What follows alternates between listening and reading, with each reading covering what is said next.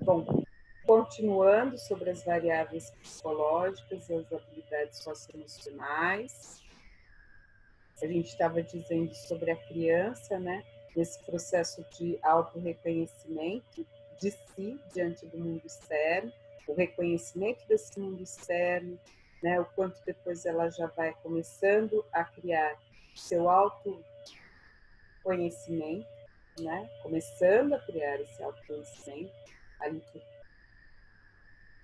por volta de 2 anos, esse autoconhecimento vai fazer com que ela, aos poucos, consiga falar de si e depois ir para atribuindo qualidades. Então, todo esse processo é importante para que ela vá formando o autoconceito, a autoestima, a articulação, pensamento e linguagem, e ela vai conseguindo também criar essa dimensão do que a gente chama em personalidade, do temperamento e do caráter, né? Temperamento é algo inato que a gente tem, e o caráter é algo que a gente pode moldar, e que tem a ver com relação a essas convenções, as regras sociais, né? Que é certo, que é errado. Então, o que Piaget chamou de moralidade na criança, que é mais ou menos começa, né, tem que ser estimulado antes, mas começa por volta dos 3 anos de idade. A criança já começa a ter essa dimensão do que é certo e do que é errado. Claro, respeitando-se a maturidade para uma criança de 3 anos, né? Ela não conseguirá dimensionar situações extremamente complexas, né? Isso não. Mas que aquele brinquedo não é dela, embora ela gostaria de ter, é que é da coleguinha, do coleguinha, ela consegue saber, sim. É que é aí que está. Assim é que ela vai aprender a lidar com algumas situações e que há limites, né? Aquilo não lhe pertence. Isso precisa ser muito bem trabalhado, né? Uma criança. Não é dando tudo, né? Mas é mostrando que é possível ficar por um tempo e entregar. E que ninguém tem tudo a todo momento já. E não é Vossa Majestade o bebê, Vossa Majestade a criança, Vossa Majestade a criança maior, Vossa Majestade o adolescente, Vossa Majestade o jovem, né? Vossa Majestade o adulto, Vossa Majestade a pessoa da melhor idade, pode parar com isso, né? Então, essa maturidade diante das fases da vida, isso precisa ser bastante vista, né? E aí começa aí nos 3 aninhos, próximo aos 3 aninhos, esse senso, né, de moralidade do que é certo e do que é errado. É super interessante. E todos esses vão fomentando, né, ajudando a criar em si essas variáveis psicológicas importantíssimas para a gente ter essa dimensão em querer aprender. Que é, voltando, quais são, pessoal? Auto, o quê?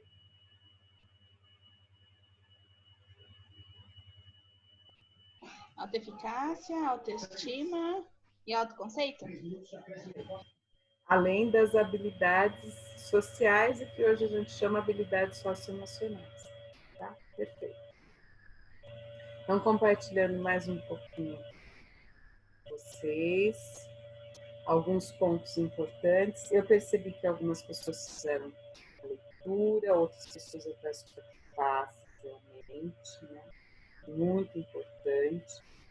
E se alguém quiser, estas passagens eu fui apontando aqui, tá? Quando a criança começa a ter, né, essa consciência de si, depois, a partir dos 2 anos, ela começa a ter essa autoconsciência, depois ela já vai avançando para a questão de atribuir qualidades, como bonita, feia, grande, pequena, ela já vai conseguindo dimensionar, tá? E a terceira etapa, né, essa resposta emocional por uma ação, ela começa a ter o que é a formação dessa moralidade. Piaget chamava, que aqui a gente está colocando como compreensão moral. E tudo isso será super importante para que ela crie o autoconceito, a autoestima. Nem preciso dizer que isso aqui anteriormente faz parte da autoimagem dela, é super importante. Vocês viram um pouquinho disso na live sobre psicomotricidade. Depois, numa outra disciplina do próximo bimestre, eu trabalho bastante psicomotricidade e essas noções com vocês. Então, quanto que isso é super importante quando eu vou trabalhando esse conceito meu com relação à consciência que eu tenho de mim e a imagem que eu tenho de mim, tá? Então, enquanto que não é só eu olhar um contorno externo, eu atribuo valores, eu atribuo crenças. Então, quanto isso é forte? Imagina esse processo para uma criança. Tanto é forte que vocês já viram aquela criança que ela está aprendendo algumas relações com o espelho, e aí tem momentos que ela se pergunta, será que há um duplo meu? Ou realmente sou eu refletida? E que às vezes ela fica tentando, ela volta e aí tenta olhar rápido para ver se vai aparecer de novo. Vocês já viram isso com uma criança? Que às vezes ela fica desconfiada, tipo, quem que é? Se sou eu mesma, sempre que eu for aparecer, eu vou me ver ali. Mas em alguns momentos, essa criança fica em dúvida. E se não é? E se outra? Você vê que eu vou me olhar no espelho e a outra pessoa não vai estar ali? Então, ela tenta, ou vai fazer um movimento diferente do que eu fiz. Eu vou fazer assim, a outra pessoa não vai fazer, ou vai mexer no cabelo. Então, assim, é muito interessante, né? A criança nessa fase, mesmo ela sabendo que ali é um espelho e ela está do lado de cá, essa imagem especular que ela tem é muito interessante. E às vezes ela vai fazendo essas elucubrações. É claro que ela já sabe, ela já tem essa distinção, ela é maior, mas ela fica concatenando. Mas será que? E se eu olhar e não tiver mais, não refletir nenhuma imagem? A criança tem isso. Por que ela tem isso? Porque ela está se constituindo enquanto pessoa. Ela está desenvolvendo essas habilidades socioemocionais, ela está potencializando essas variáveis psicológicas. Então, isso é super interessante, né? E é fabuloso. E ela se faz esses questionamentos. Isso é muito interessante. Bom, Ô, pessoal. Pro, Oi? nas duas escolas que eu passei, os maternais 1, 2 e 3, eles falaram que era obrigatório ter espelho nas salas devido a esse reconhecimento. Tem estágio do espelho. Isso daí nem vou abordar a questão lacaniana, né? Mas tem uma outra disciplina que eu abordo isso, mas é muito curioso, é muito interessante e faz parte, sim, do desenvolvimento da criança. Tanto que a gente consegue identificar algumas situações do TEA, ou é mais raro, mas acontece, da psicose infantil, muito por conta do estágio do espelho, dessa relação especular, né? Essa relação do sujeito com o espelho. Que não é só imagens, é tudo que é representativo dessa imagem, né? Tudo que comporta as atribuições dessa imagem.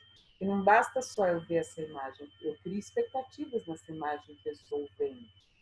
Eu crio pensamentos de acordo com essa imagem que eu estou vendo. Agora, se eu não consigo realmente perceber esse outro, essa imagem, esse duplo que aparece ali, é porque eu tenho um processo de ensimismamento, que é muito característico tanto do TEA quanto transtorno do espectro autista, quanto da psicose infantil, tá bom? Então, por isso que é e é super importante. Agora, muita atenção, e eu faço um alerta, né? Porque, assim, com a criança é uma coisa, há um outro desenvolvimento, há uma outra descoberta assim, feita. Quando você lida com algumas dinâmicas que tem a questão do espelho, a gente precisa tomar muito cuidado. E conforme o que você mobiliza naquela dinâmica, para uma pessoa, para um adolescente, para uma criança um pouco maior, para um adolescente, para um jovem ou para uma pessoa adulta numa dinâmica, você não tem o domínio disso, você pode mobilizar aquela pessoa numa dinâmica com espelho e aquilo ser torturante para aquela pessoa.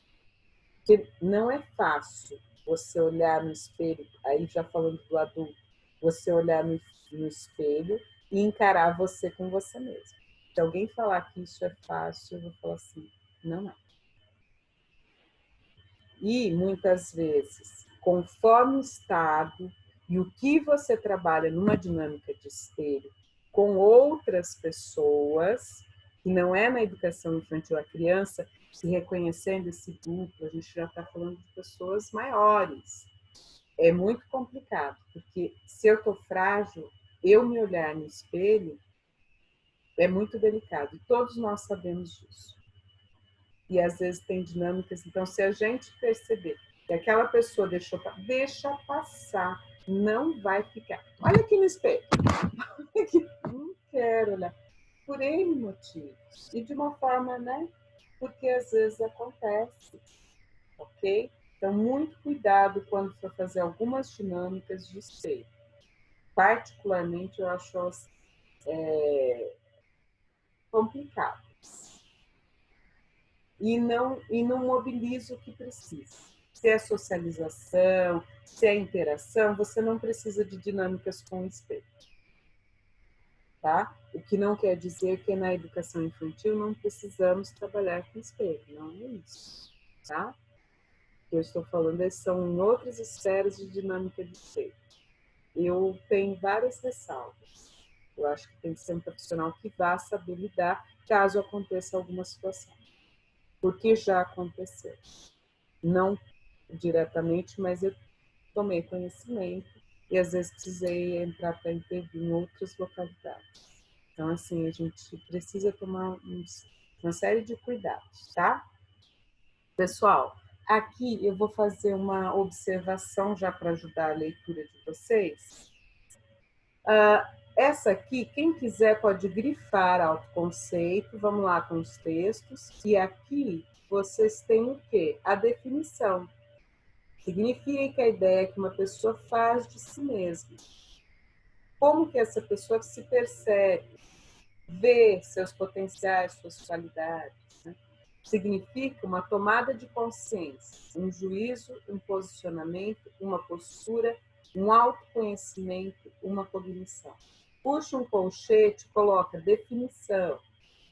É assim que a gente faz uma leitura de texto, tá? Vocês já sabem fazer isso? Ou eu posso fazer essa explicação assim? Pode fazer a explicação assim, pronto. Então, olha, quando vocês forem lendo, retome alguns pontos, porque assim, ó, simples, grifou aqui, puxou um colchete, definição, autoconceito.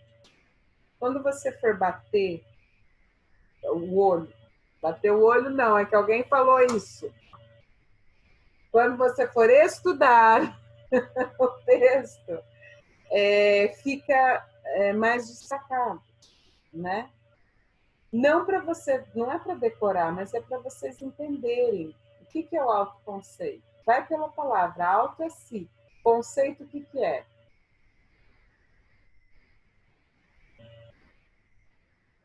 Definição. Definição. De quem? De si.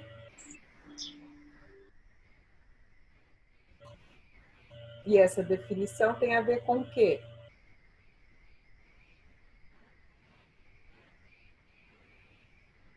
Com o eu. Com eu, com conhecimento das qualidades, dos pensamentos, das emoções. do pragmatismo, né, da facilidade para execução desse eu, tá bom? Fica mais tranquilo assim, certo, pessoal? E aí vocês têm, quem quiser, autoconceito é um processo lento. Quem quiser grifar, começa aqui, ó. Autoconceito é um processo lento, que se desenvolve nas experiências pessoais, com a relação dos outros ao seu comportamento.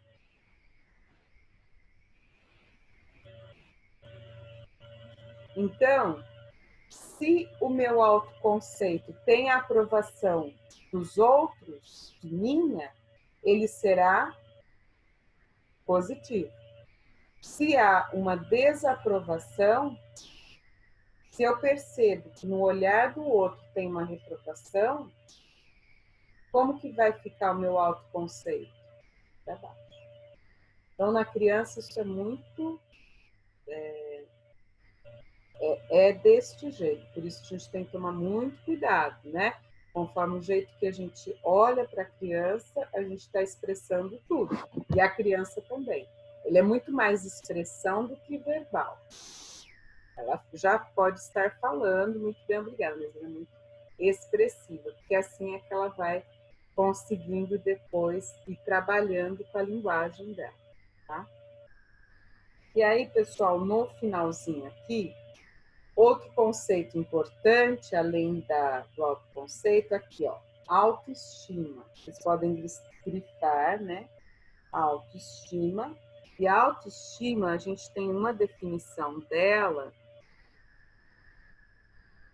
aqui, ó. Autoestima, quem quiser grifar, trata das avaliações positivas ou negativas dos julgamentos que a pessoa faz de si. Julgamento e avaliação que a pessoa faz de si.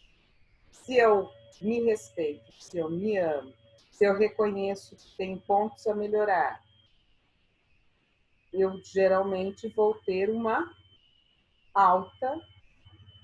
autoestima.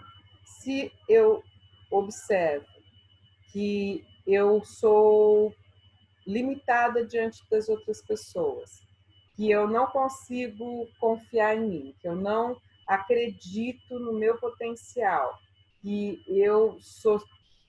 não tenho capacidade para isso, não mereço isso. Como será a minha autoestima?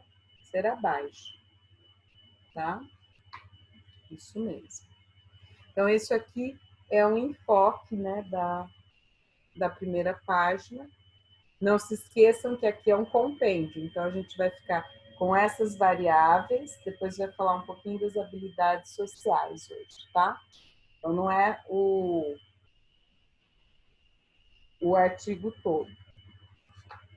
Nessa segunda, a gente tem algumas passagens super interessantes que vai dizendo do conceito do vai ser redundante, do conceito do autoconceito acadêmico, que vai estar aqui. O autoconceito acadêmico, isso aqui é a definição, conjunto de representações que o estudante tem de suas capacidades, de suas realizações escolares, assim como as avaliações que ele faz dessas mesmas capacidades e realizações. Aqui está falando da nota?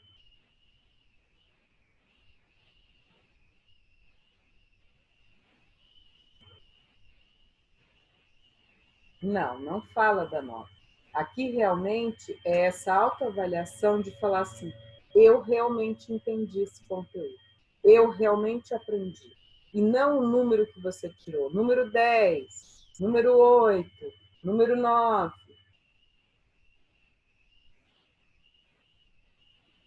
A pontuação adquirida seria a consequência. O ponto primordial é, em outras circunstâncias, você entendeu isso? A criança sabe avaliar.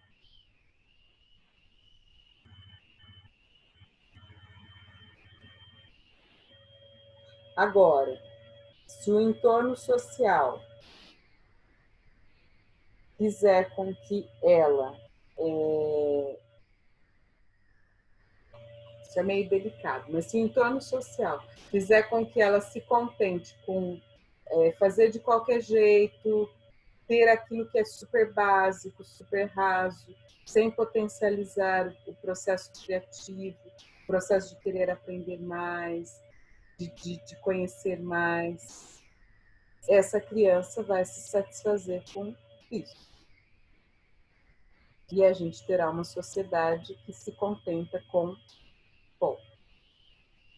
Teremos uma sociedade que adora informação, que não tem nenhuma base.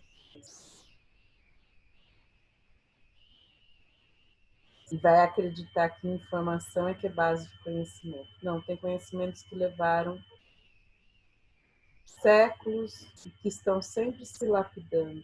Tem outros que levaram milênios e estão sempre se lapidando, porque as épocas vão mudando, os conceitos vão mudando. E até para que a gente possa dizer dos conhecimentos, a gente tem que ter uma outra base de referência. A informação, não. A informação, ela é efêmera. Passou agora, daqui a pouco já tem outra. O conhecimento, não. Aquilo que foi construído, quando você fala as etapas de desenvolvimento piagetiano, a gente observa isso na criança. Isso é um conhecimento. É o período sensório-motor. Essa criança realmente ela precisa dessas variáveis psicológicas, porque isso vai potencializar que ela conheça, né, o início do processo para a alfabetização, das operações básicas. Isso potencializará para que ela comece a especificar os seus conhecimentos prévios, transformando esses conhecimentos prévios em conhecimentos epistemológicos. Isso é conhecimento. Informação é falar assim, eu acho que hoje vai chover. Isso é uma informação. Vi na meteorologia que vai chover. Claro, muito gostoso se caso chova, mas assim que chover foi uma informação. Isso passa. No outro dia, outros. Mas se a gente pautar uma sociedade que só quer informação e não fizer com que a gente estimule as crianças a realmente quererem aprender a ir mais, a gente vai criar uma sociedade que se contenta com muito pouco. Tá bom? Então, isso é algo super importante. E a criança vai conseguir observar isso, tá? Bom, pessoal, e aí a competência, o autoconceito, né? Que essa criança vai ter acadêmico, vai ser limitado, não vai ser potencializado. Então, autoconceito acadêmico, puxem aqui um colchete, definição autoconceito acadêmico, tá?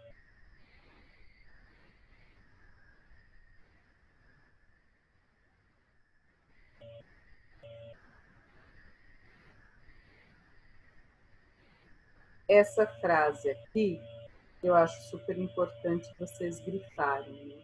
O professor assume, portanto, um papel importante diante de seus alunos, representando um dos determinantes da visão que eles fazem de si mesmos como estudantes. Assim, ele deve ter cuidado com os comentários que faz em sala de aula, a fim de não estigmatizar aqueles que apresentam alguma dificuldade. Por quê? Porque vai onerar essas variáveis psicológicas. Isso você quer dizer que o professor não pode... Não. Quero dizer que o professor sabe muito bem o que ele faz para dar o limite e o que ele extravasa porque ele está com mazelas pessoais e despeja nas crianças. É isso que eu estou literalmente dizendo. E todos nós sabemos muito bem disso. Já está na hora de parar com isso, tá? Então, assim, porque eu já vi situações onde, sim, há uma dificuldade, só que quem é criança nessa relação, quem está em formação, são os alunos. Sim, em N épocas, tinham N outras dificuldades, temos, sim, vários problemas que precisam ser enfrentados, a escola que está sendo desvalorizada na nossa sociedade, sem sombra de dúvida, sim, a estruturação das famílias estão diferenciais, sim, concordo plenamente. Mas nós não podemos, digamos assim, responsabilizar ou jogar essa carga para a criança. Entendam? A gente tem que discutir isso em outra esfera, não com a criança, com aquelas crianças. Porque vem de uma família estruturada. Bom, gente, em pleno 2020, eu já escuto essa frase há muito tempo. Não, você tem que ver caso a caso, porque as dificuldades em família são muitas, né? Não dá para simplesmente a criança estar fazendo isso porque ela vem de uma família desestruturada. Pessoal, ela está fazendo isso porque ela está com dificuldades. Ela está fazendo isso porque foi ensinado para ela que era desse jeito para se relacionar. Não foi a criança por si só. Ela reflete a nossa sociedade. Se ela foi desrespeitosa com você, professor ou professora, é porque ela aprendeu lá de trás que era assim que se relacionava. É isso que a gente precisa parar e pensar. Fomos nós, adultos, que ensinamos essa criança que ela poderia ir para a escola e se sentir aprisionada, e não se dedicar, e não respeitar esse espaço. Digo nós, viu, pessoal? Não é vocês, tá? Eu estou dizendo enquanto sociedade que sim, formado por nós, pessoas, que a gente deveria parar e ao invés de infantilizar essa discussão e parar de responsabilizar a criança, a gente entender que essa criança, ela foi observando essas dinâmicas e foi reproduzindo. Vocês acabaram de ver que a próxima aos 3 anos ela começa a ter uma dimensão do que é certo e errado. Daqui a pouco ela se pergunta sobre os porquês e ela começa a se espelhar nas pessoas que ela vê de referência. E ela começa a aprender que é no grito. Ela começa a aprender, não estou falando de todas, estou falando da nossa realidade. Ela começa a aprender que é desse jeito, empurrando, batendo o pé, que ela quer porque ela quer, e ela é satisfeita. Então, o que acontece? As gerações de adultos que está vindo está ensinando muito mal essas coisas, existencialmente falando. Quando isso chega para a escola, a gente precisa estar muito atento. E é um trabalho muito hercúleo, realmente. Mas podem ter certeza que aquilo que a gente planta ali, a gente não esquece, né? E a criança não esquece. Que as relações de afeto é que vão fazer essa diferença. E afeto é saber, sabe, acolher, estimar, mas também limite, de uma forma respeitosa. Quanto que isso tem feito a diferença? E é possível. Tudo bem? Bom, pessoal, então que a gente possa entender que não é uma crítica ao professor, mas o professor precisa estar atento a isso. E que a gente poderia não deslocar muitos desses problemas para as crianças, nossos alunos, tá? Essa dimensão maior dessas formas de tratamento, as crianças estão reproduzindo porque elas aprenderam aí fora que era assim. Muitas vão chorando para a escola porque são deixadas ali e a escola é vista como um depósito, a escola tem que ser vista como um lugar, sabe, super bacana. Quando a criança ela vai para uma escola e ela, sabe, respeita isso é respeitado, é mostrado para ela o quanto é importante para a escolinha, né, que você valoriza. Gente, é outra história, é outra relação do que parecer que eu estou deixando a criança ali para eu fazer outras coisas na minha vida. Ó, Tó, fica nesse depósito aqui, ó, eu vou lá fazer outras coisas melhores porque você está me atrapalhando. Então, quando a gente passa essa informação, a gente lida com a criança desse jeito, é lógico que ela não vai querer ficar, nem eu iria querer ficar num lugar onde eu estou indo, porque parece que ali é um lugar onde eu fico confinada, enquanto os meus familiares vão curtir a vida. Isso. Essa lógica precisa ser quebrada e a própria escola se respeitar nessa linha. Então, eu entendo que não é só o professor. Estou falando isso só para fazer esse adendo, tá? Mas o professor não deveria questionar isso. Deveria questionar a valorização enquanto profissão, que é uma profissão importantíssima em todos os lugares do mundo, que tem reconhecimento. A profissão de professor é super valorizada. Então, a gente precisa resgatar isso e sentir muito orgulho disso. É a base da sociedade. E realmente, né, a gente, quando consegue ter essa visão, a gente percebe que é injusto, por mais que a gente veja a dificuldade no comportamento, né, ou na compreensão daquela criança, ou no equívoco que ela possa vir a apresentar, mas ela é criança, ela está em formação. Ela precisa desse cuidado, ela precisa desse processo de formação. Não é ela que está equivocada. É a forma como a nossa sociedade está mostrando para elas, crianças e adolescentes, o que é a educação no nosso país. Tá bom? Então, só para vocês entenderem um pouco essa dinamicidade e não direcionarem, né, para a criança. Estou falando isso porque às vezes eu vejo assim, não é isso.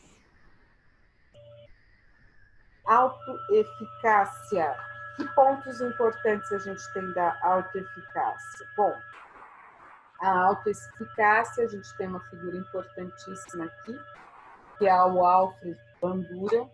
Bandura, ele trabalha com alguns experimentos, ele também foi importante na teoria da aprendizagem, tá? E ele foi super importante, e até me inflamei, né? E aí vou falar de um dos experimentos que o Bandura faz. Já há muitos e muitos anos, hoje é um assunto conhecido, mas há muitos e muitos anos atrás, o Bandura fazia o seguinte, ele fazia uma cabine, colocava um boneco inflável, sabe aquele que bate e volta? Tipo um João Bobo? Vocês já viram esses bonecos? Uhum, tá? Já. Ok. O que ele fazia? Ele mostrava uma figura adulta, punha a criança olhando a cabine, e essa figura adulta ia lá e batia nesse boneco. Tá? Uma pessoa, né?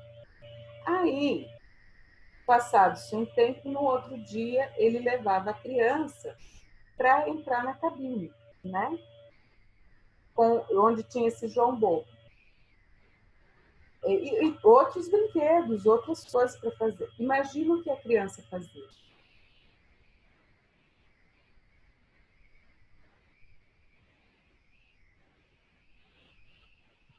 Paula, não entendi.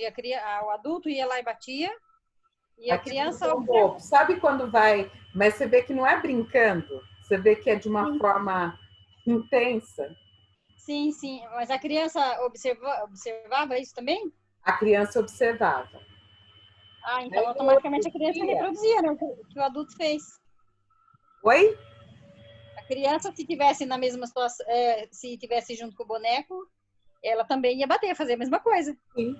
Mesmo se passando outro dia, e recorrente nos outros dias, mesmo tendo outros brinquedos, a criança, o primeiro movimento ia lá e fazia... E não era brincar com o João Bobo, era realmente de uma forma agressiva.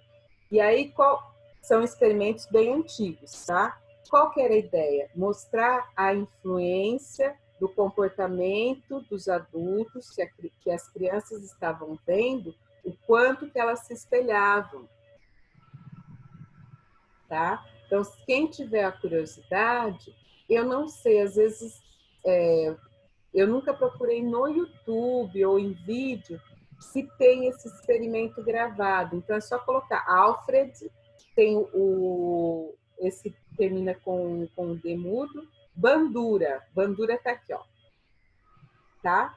E aí tem esse experimento. E ele mostrava que, sim, se o adulto estivesse praticando violência e a criança observando, é lógico que ali era, né, uma cabine, né, tentando, né, preservando a criança, era um boneco, mas qual era a ideia? Mostrar a influência.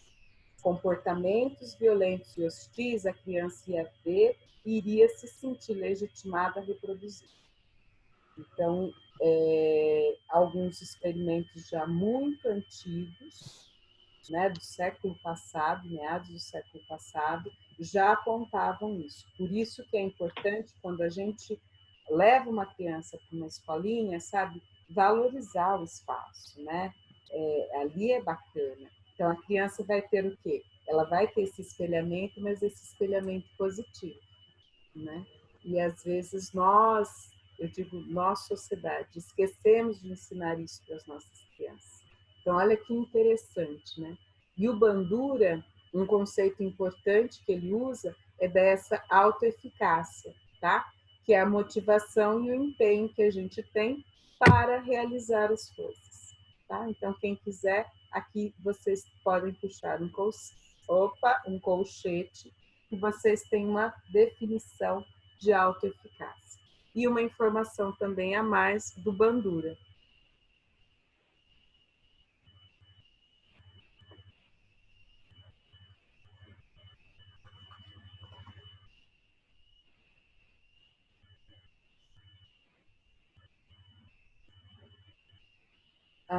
Aqui tem uma passagem super interessante, que é assim, as crenças, né, as aspirações, o envolvimento a essas metas que a gente acaba estabelecendo para a gente mesmo, isso faz com que a gente consiga potencializar a nossa resiliência, né? Nós e os alunos, né? A nossa resiliência, ou seja, essa capacidade de aprender com aquilo aquilo que nos foi difícil, com aquilo que nos foi muitas vezes dúbio, conflituoso, mas que a gente tenha essa capacidade de aprender em toda e em qualquer situação, inclusive nessas adversas, né? Essa questão da gente aprender a lidar com a relação sucesso e fracasso, então grifem também. Isso também é super importante, porque se eu consigo entender que eu não obtive